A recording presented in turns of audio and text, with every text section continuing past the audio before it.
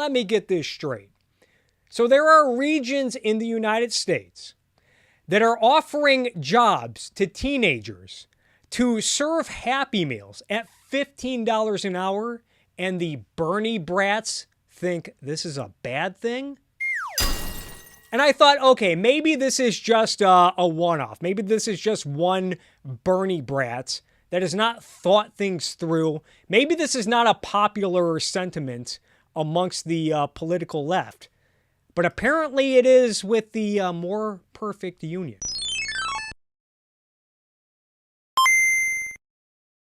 Today, I want to look at this video right here from the organization More Perfect Union.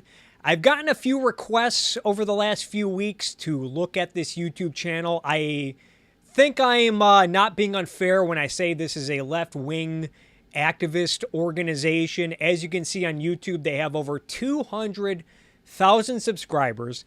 This video has over 220,000 views. It was put up almost 2 weeks ago, titled, "We Uncovered the Corporations Bringing Back Child Labor in America." Uh-oh, SpaghettiOs! So let's check it out. Whoops. To do, what is it on? Youth employment. Oh, I'm going to pass on that. That's Iowa State Senator Jason Schultz. He's the sponsor of the most dramatic rollback of child labor protections in the nation, even if he doesn't want to talk about it. No, I'm going to pass on that. I'm just kind of stepping back on that one. I'm going to not get into any conversations. I'm going to stay away from that, although you might find out later why. Oh. There you go. There's your tease. Senator Schultz is clearly proud of his work, but as our investigation will show you, he's just one part of a shadowy national effort funded by Shadowy national effort by big corporations and PACs to roll back child labor laws that have been in place since the 1930s. What's weird already is that he's making it look like these are federal laws, which to my knowledge, but he's going to talk about a lot about state level laws, and to my knowledge, state level laws cannot supersede federal regulations. More states are considering changes to child labor laws. All right, so what kind of changes are we going to see here? We're going to see some egregious stuff as they try to fill jobs. Maine and Michigan lowered the required age to serve alcohol. Oh no! They lowered the age to serve alcohol. New Jersey raised the limit on the number of hours teens can work over the summer. Oh no, guys. Teenagers might be able to work more hours during their summer vacation.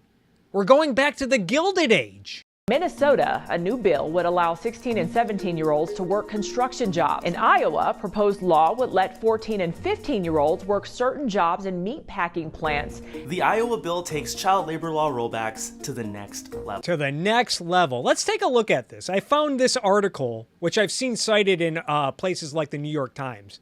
This was from the Des Moines Register, written by Donnell Eller on February 6th of this year. And here's what everyone is freaking out about.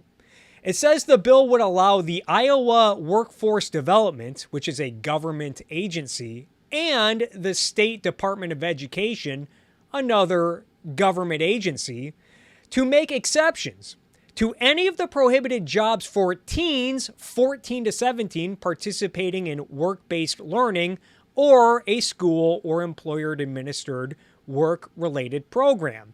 It says those asking for exceptions must demonstrate the activity will be performed under adequate supervision and training, that the training includes adequate safety precautions, and that the terms and conditions of the proposed employment will not interfere with the health, well-being, or schooling of the minor enrolled in the approved program. Keep this in mind. Next level. Think kids in ultra dangerous meatpacking. Okay, already we're getting a little sloppy here. Notice what they're doing here. Notice the image that they're using, and they're putting meatpacking facilities over this image. And for those who don't know, this image, at least according to the Library of Congress, this is an image of breaker boys who were working for a Pennsylvania coal company in 1911. And I found this article on the Iowa Department of Cultural Affairs where they talk about breaker boys. According to this article, it says that they worked in coal mines and their main job was to separate chunks of coal, usually from things like dirt and clay and stuff. I guess they were usually between the ages of 8 and 12, but sometimes were as young as 5 or 6 years old. And they would work around 60 hours a week, 10 hours a day, 6 days a week. And so they're putting meatpacking facilities when these boys did not work at a meatpacking facilities, but maybe I'm just picking nits here. But I think more importantly, they're using this image to kind of give you the impression that we're kind of going back to the era of Breaker Boys, when again, these rollbacks have mostly to do with teenagers and, kind of lifting restrictions, which may not be that big of a deal from what I can tell. Here, check this out. Meatpacking facilities, high-volume Pepsi bottling plants, and working for cheap on the searing hot ovens of fast food chains like McDonald's for 30-plus hours a week. So look what they did there. They went from showing you the picture of the Breaker Boys and talking about meatpacking facilities to swiftly talking about working at McDonald's. Because I guess teenagers in Iowa in the year 2023, working 30 hours a week at McDonald's is roughly the same as 10-year-olds working 60 hours a week as a Breaker Boy in 1911. Apparently, it's all the same to the knuckleheads over at More Perfect Union. No, for real. Iowa Republicans want to allow kids between the ages of 14 to 17 to work in incredibly dangerous, often deadly workplaces. Places like construction sites where more than 5,000 workers... Okay, so why is this misleading? By just saying that they're working on construction sites? Because they're making it sound like the teenagers might be working dangerous, labor-intensive jobs on construction sites. And maybe they are. I tried to look into this. I could not find much information on this topic. Maybe they are, but by just saying they're working on construction sites does not tell us what they're actually doing. For instance, say I were to tell you that I worked in education, that I worked at the local high school in town. Would that tell you what I do exactly at the high school? For all you know, I could be a teacher, I could be a substitute teacher, I could be a school nurse, I could be one of the coaches for the sports teams, I could be the principal, I could be the janitor custodian at the school. Or what if I were to tell you that I work in the NFL? For all you know, I could be the starting quarterback, I could be the place kicker, I could be one of the assistant coaches, coordinators, I could be one of the team trainers, team doctors, I could be one of the scouts or agents. Maybe I work somewhere in the front office, maybe I work in the public relations for one of the football teams. By just telling me that they're working on the construction sites, you're not telling me what kind of work they do. And to my knowledge, construction sites may have jobs that are not that labor-intensive or dangerous, notably when it comes to cleaning, like picking up scraps or sweeping up sawdust or applying fixtures like covers to light switches and electrical outlets, that sort of stuff. And I did find this article on the Minneapolis Star-Tribune because the video mentions that in Minnesota, they're exploring letting teenagers, 16 to 17, work in construction. And I found this positive article that talks about how youths in the Minneapolis school system are taking up programs where they're learning construction. You can see right here where they talk about how, all of these students, they're really excited to learn how to use stuff like power tools and doing projects. And how this is great, especially for youths from low-income households, because getting started in a career in construction can be a great way to get out of poverty. So I don't know, it might be a good thing that teenagers, especially if they're going through these programs, if they're then getting their foot in the door in construction jobs, maybe it's not necessarily a bad thing. Something to think about. Workers died last year. As it's set up now, there would be virtually no restrictions. Virtually no restrictions. So now they're lying because I just noted the restrictions. And I also found this resource from the state of Iowa, which has lists all the restrictions when it comes to employing minors in the state of Iowa. So they're being dishonest here by saying that there's virtually no restrictions. The job would just have to be part of an education program, something that the company could invent itself. And they would have to get permission from 2 government agencies, and there's still a lot of different strings attached. It's true that more than a third of teenagers across the US worked summer jobs in 2021, but serving ice cream isn't exactly the same. How do they know that teenagers were just serving ice cream? This is something else I looked into on the construction issue. Apparently, according to the Bureau of Labor Statistics, I think roughly 9.5% of the workforce in construction is aged 16 to 24. So it sounds like teenagers were already working in areas like construction even before these rollbacks. As working in building demolition. So why would lawmakers put kids who are just finishing middle school into such dangerous situations? Here's what Rep. Deo, the House sponsor of the bill, says. Right now, kids can be out till 10 o'clock if they're out for a sport or a school activity.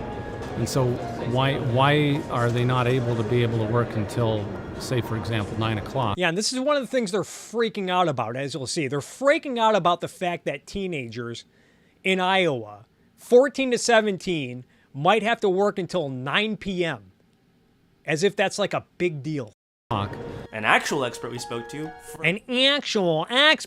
disagreed. It's a bizarre argument to argue that playing team sports is akin to working in a factory or some other dangerous environment. All right, so I'm not an actual expert on this issue, but I don't think it's a bizarre comparison because team sports do require a degree of risk when it comes to getting injured, and a lot of team sports are physically demanding, like a lot of jobs can be. So I don't think it's really that bad of a comparison. But what do I know? We like kids not to work more than 20 hours a week because that's kind of... And according to the resource from the state of Iowa, I think the current restrictions is that teenagers are allowed to work up to 28 hours a week during the school year. Not sure if that's too much or whatever, but I guess 20 hours is the cutoff. So I guess he has a point there, maybe. Kind of a cutoff for damage that's done to them educationally. Okay, so why are lawmakers actually doing this? The bill was really spearheaded by the Restaurant Association. We sort of came along. We were asked to be, we were invited to come along. That's Brad Epperly, a lobbyist who works for big corporate clients like the Iowa Grocery Industry Association. Oh no, not the Grocery Industry Association. He's outright admitting to us that the Iowa Restaurant Association... He's outright admitting. If he's outright admitting, then is it really a shadowy effort as they suggested in the beginning of this video? Association was the driving force behind this bill. They're an affiliate of the National Restaurant Association, a trade group that represents some of the biggest names in fast food, like Burger King and Taco Bell. All right, I'm going to stop here and just ask, who cares? Yeah, corporations, they lobby for stuff all the time. They have for decades. Sometimes corporations and lobbyists, sometimes they lobby for stuff that's good. Sometimes they lobby for stuff that's not so good. The fact that a corporation lobbies for something doesn't tell us whether or not it's good. And I'll give you an example. They're making a big fuss about Burger King lobbying for this bill. Well, I don't recall left-wing activist groups like More Perfect Union getting bent out of shape when Burger King was lobbying to maintain net neutrality. So am I now to assume that net neutrality was bad the whole time because big evil Burger King was lobbying to maintain it? Or imagine a scenario, say in the 1990s there was a bill that was being proposed to strip the Federal Communications Commissions of its authority to regulate speech on broadcast television and radio. And imagine a large corporation like NBC was lobbying for that bill and giving campaign funds to politicians who supported that bill. And imagine an organization like More Perfect Union getting bent out of shape, that NBC. They're just doing it so that Howard Stern doesn't keep costing them money with FCC violation fines. Would that be reason enough to oppose the stripping of the FCC over their authority over regulating speech on broadcast television and radio, which again was done because what about the children? Blow it out your ass. They also lobby for big corporations like PepsiCo and Cisco. And from one look at their newsletter from this time last year, you can tell they've been hard at work spreading the gospel about the benefits of young labor. The hands-on internship at the slaughterhouse is their big priority this year, but we can't give them all the credit. This child labor law rollback originated at a meeting of the Iowa Workforce Development Board, which is overseen by Governor Kim Reynolds. Most of its members are corporate CEOs and lobbyists, and they meet up several times a year to come up with new policies. This bill was a product of a meeting in November. The WDB is chaired by Jay Iverson, executive officer of the Association of Iowa Builders, hence the emphasis on kids using bandsaws on work sites. Lobbyists from the Iowa Association of Business and Industry are well represented on the board, which gives member corporations like John Deere and Google seats at the Yeah, Google. Going back to the net neutrality debate, I think Google was one of those big greedy corporations lobbying to keep net neutrality in place. I guess net neutrality was bad because corporations like Google and Burger King were lobbying for it, right? Are these the rules you guys want to play by? Or how about when Amazon lobbied to raise the federal minimum wage to $15 an hour? I don't remember left-wing activists getting bent out of shape saying, no, we can't raise the minimum wage to $15 an hour because greedy corporations like Amazon are lobbying for it. There's probably some shadowy motive there, one would say. table. And of course, no race to the bottom would be complete without the Koch-funded Americans for Prosperity. Oh no, guys! The Koch brothers! Woo!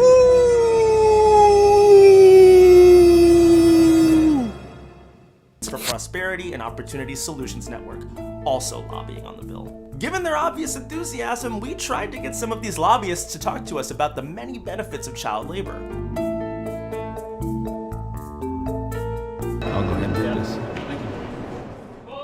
But they were a bit shy to take credit for their work. The next part of the bill was clearly written for the Iowa Restaurant Association, Hotel and Lodging Association, and National Bureau of Independent Businesses, the state leaders in low-wage jobs. It would allow 14-year-olds to work in giant freezing meat lockers. Now, notice what they're doing here. They're making a big fuss that teenagers might have to work in giant freezing meat lockers. And if you notice the source they show, it just says momentary work in freezers and meat coolers.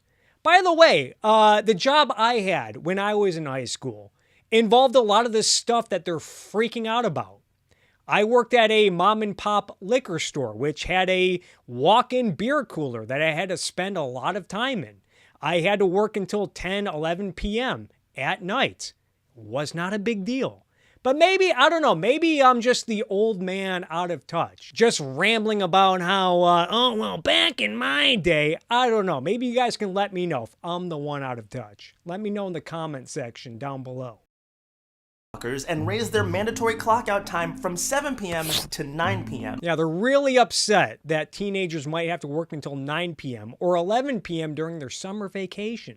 And then 11 p.m. in the summer. The research that has been done has found pretty clearly that 20 hours is kind of a cutoff, and when kids work more than that during the school week, their grades start to plummet. Now again, if you read the article, it says that some of these jobs cannot interfere with the schooling, and they already have restrictions on how many hours they can work in a school week. And their school completion rate starts to plummet. Many businesses like retail, restaurants, and fast food joints. And right here, they're now mentioning retail, restaurants, fast food joints. So we know this is not just about fear-mongering over teenagers working in a slaughterhouse or on a construction site or in a meatpacking facility. They don't seem crazy about teenagers working at all. Love to hire kids because they'll take a lower paycheck. Oh, and that's why they want to hire them, because they can just pay them the lowest possible wage. They'll take a lower paycheck. Now watch this. If they can stay at work even longer, places like McDonald's, which loves hiring kids, don't even need to worry about hiring. Look at this. Look at the source they have here. They're complaining that these teenagers are getting paid low.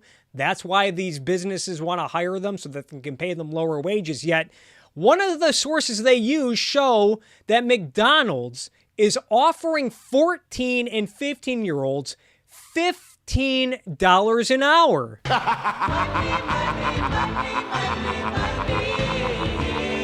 You know, I saw a Bernie brat freaking out about this last week on Twitter, as you can see right here. And my first thought was, let me get this straight. So there are regions in the United States that are offering jobs to teenagers to serve Happy Meals at $15 an hour, and the Bernie brats think this is a bad thing? And I thought, okay, maybe this is just a one-off. Maybe this is just one Bernie brat that has not thought things through. Maybe this is not a popular sentiment amongst the political left. But apparently it is with the more perfect union. Again, is this really about worrying about whether or not kids are working on dangerous construction sites? When they're freaking out about teenagers working $15 an hour at McDonald's? Get the fuck out of here. Adults who can fill those jobs, let alone paying them living wages. By the way, $15 an hour is over double what the minimum wage is in Iowa. Children's brains are not fully developed. Now look at this. Look at this low expectation having actual experts. Especially that part of the brain that exercises caution, that tells a person that, oh, this is dangerous, I might get hurt. He thinks teenagers can't figure out what might be hazardous in a fucking kitchen. Do these people get bent out of shape when they see teenagers working in a kitchen, maybe boiling a pot of pasta or trying to fry an egg? And they're like, hold up, buddy. You're too young. Your brain is not fully developed. You can detect when the hot stove or oven might be a little too dangerous. That part of the brain is just not quite there yet. And it doesn't really fully develop until the early or mid-20s. The bill would also let 16 and 17-year-olds handle alcohol on the job. Oh no! Again, this was part of my job description when I was a teenager. Had to carry and move a lot of beer. One of my responsibilities was opening cases of beer, 30 packs, 24 packs, and then turning them into 6 packs. Which effectively puts them in pubs and bars with intoxicated adults. Yeah, I'm sure no teenagers in America have ever been around intoxicated adults, i.e. their family. Consider these all big wins for BlackRock, Vanguard, Wellington, JP Morgan, Fidelity, those Yeah, we can't let the big banks and big corporations win, you guys. Street Titans naturally own big stakes in the multinational food distribution powerhouses Cisco and Performance Food Service, 2 of the top donors to the Iowa Restaurant Association. Truly the voice of small. And just notice like the spooky music underneath. Like this isn't that spooky of stuff.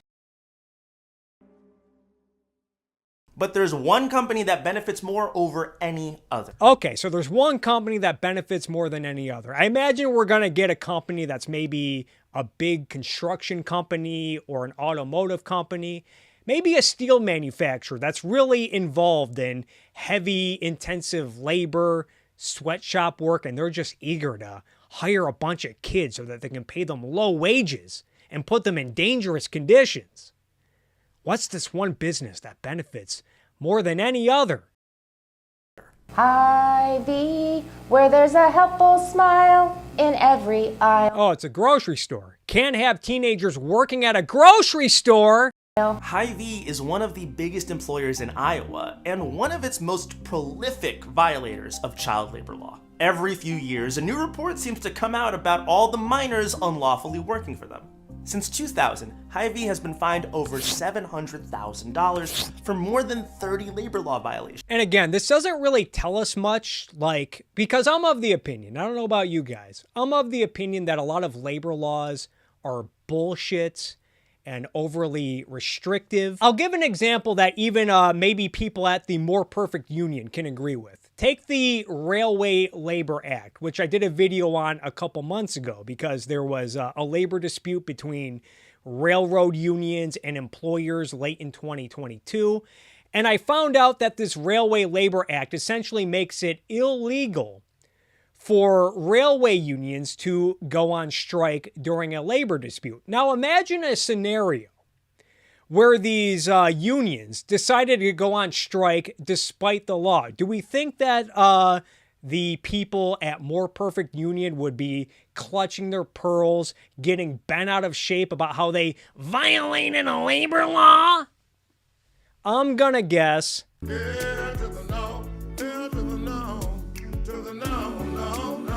that being said, let's check out what some of these labor violations were. Let's see how egregious they were. I found this article from KCCI Des Moines from 2013 that addresses some of this. It says the department says the violations included allowing workers under 18 to perform hazardous jobs that are prohibited. That included loading or operating power-driven paper balers, meat slicers, another job duty that I had when I was a teenager. At least I think I did. I remember I had to operate a meat slicer because there was a deli section at the liquor store I worked at. I'm pretty sure I was 16 when I got trained. I might have been 18, but either way, I've operated meat slicers before. They're not that difficult. You do have to know what you're doing, but they're not really that dangerous if you know what you're doing. Bakery machines. What's a bakery machine? Are we talking about ovens? Teenagers are not equipped to deal with ovens, or perhaps those machines that mix up dough and other bakery goods. Or motor vehicles. This is something else I learned when looking into this vehicle. I guess most states, you have to be 18 years old to operate a motor vehicle for your employer. So I imagine driving your vehicle for, say, pizza delivery, food delivery, or maybe just running an errand or two for your employer, that would have been one of these egregious labor law violations. Now, maybe there's a debate to be had there. I don't know. I'm not an actual expert. But it's not like these are the most egregious labor violations in the world. Just something to think about. Now, when looking into this topic, I did find some cases and stories where there was some child labor that I think a lot of people might find objectionable. A lot of these cases had to deal with migrant children, some of whom reportedly do work long hours, labor-intensive work while missing school. I found this article for the New York Times that was written just this year, February 28th, 2023, by Hannah Dreyer, titled Alone and Exploited, Migrant Children Work Brutal Jobs Across the United States. And there's stories about how there are teenagers working full-time at cereal factories in places like Michigan. And yeah, there is probably a lot of nuance to this discussion. I think on one hand, I think most people would like to live in a world where teenagers don't have to work full-time, especially in factories. On the other hand, something can be said about the fact that for a lot of these teenagers, working in a cereal factory in Michigan is probably a huge improvement over life in Guatemala. And if they did not have these jobs, their life might be a lot worse off. I think there's a discussion to be had there. Either way, I think it would have been nice. I think it would have been more interesting if a video like this talked about stories like those in the New York Times article, rather than getting bent out of shape over lobbyists and corporations trying to convince politicians to let 16-year-olds in Iowa serve Happy Meals for 30 hours a week at $15 an hour. Anyway, what do you guys think? Do you guys think this video is an overreaction? Am I the one who's out of touch? Why don't you let me know in the comment section down below?